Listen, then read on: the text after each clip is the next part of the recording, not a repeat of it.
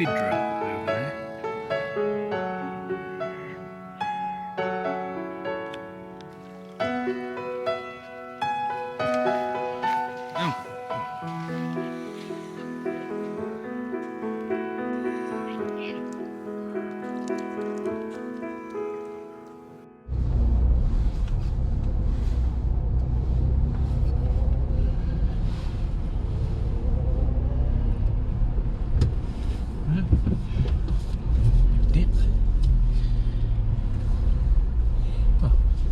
Reasonably sunny day.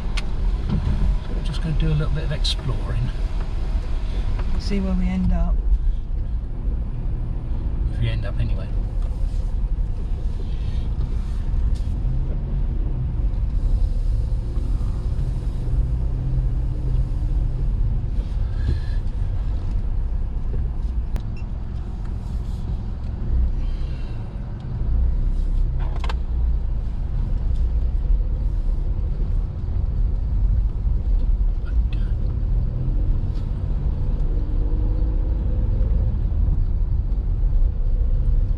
Now turn left.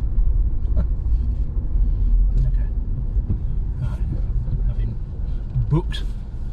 I think it's Tantallon Castle. Is it? Yeah. Tantallon. What's that over there? You told me earlier. No, it's not.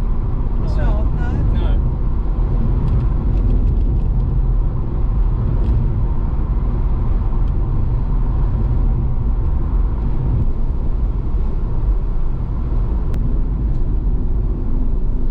Approaching your destination. Destination is on the left.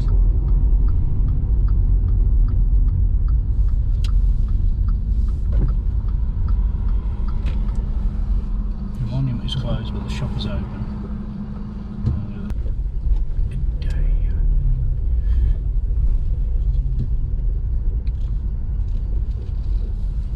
There's one over there.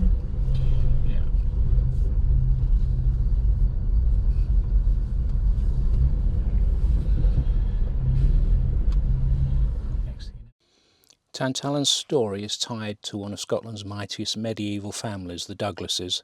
The castle was probably built in the 1530s by William, 1st Earl of Douglas. Since the death of his father in 1333, William had been the ward of his godfather, another William Douglas, the notorious Knight of Liddesdale.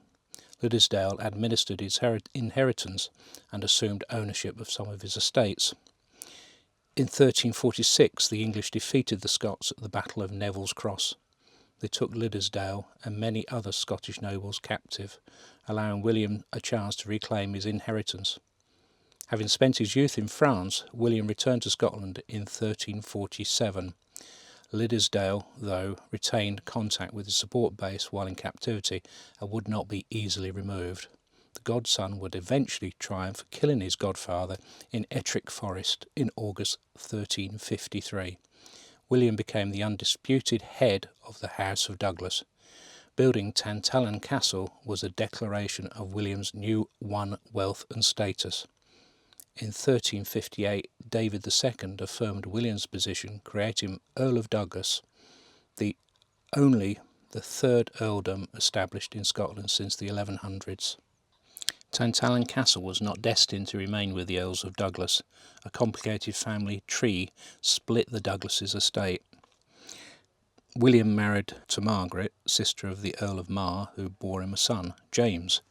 However, William suddenly took as his mistress his brother-in-law's widow, also Margaret, Countess of Angus.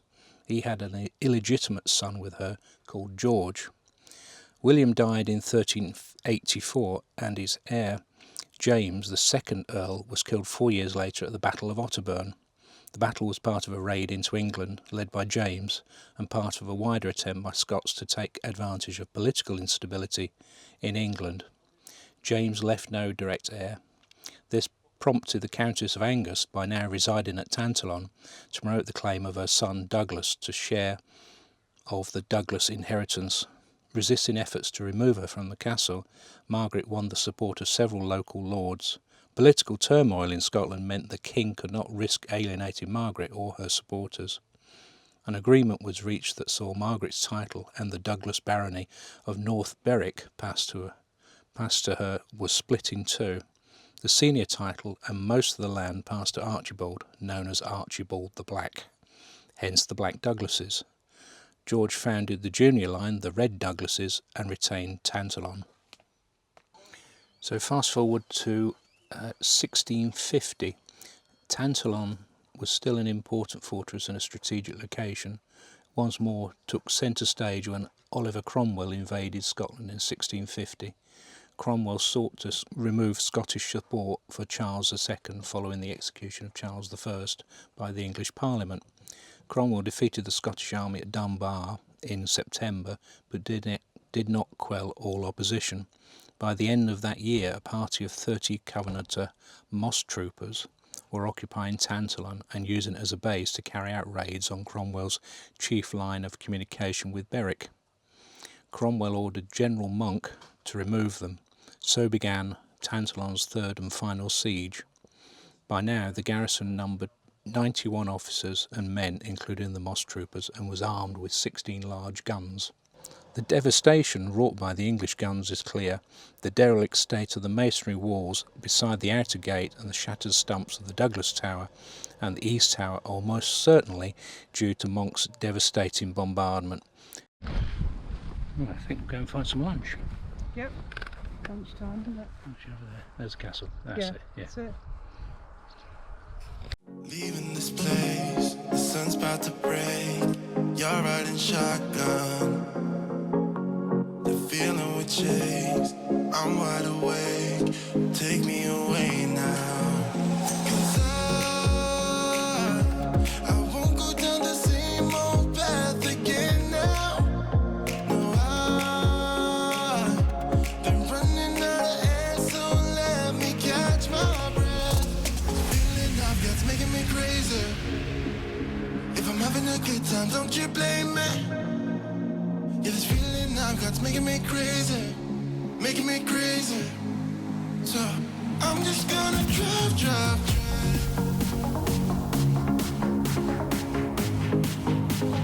I'm just gonna drive.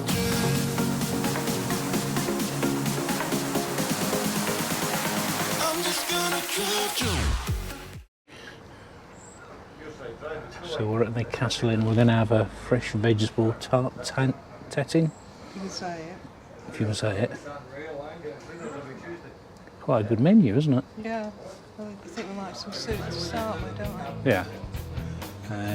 Looks like they're having a bit of work done on the roof. But this is the beer garden. Castle Inn.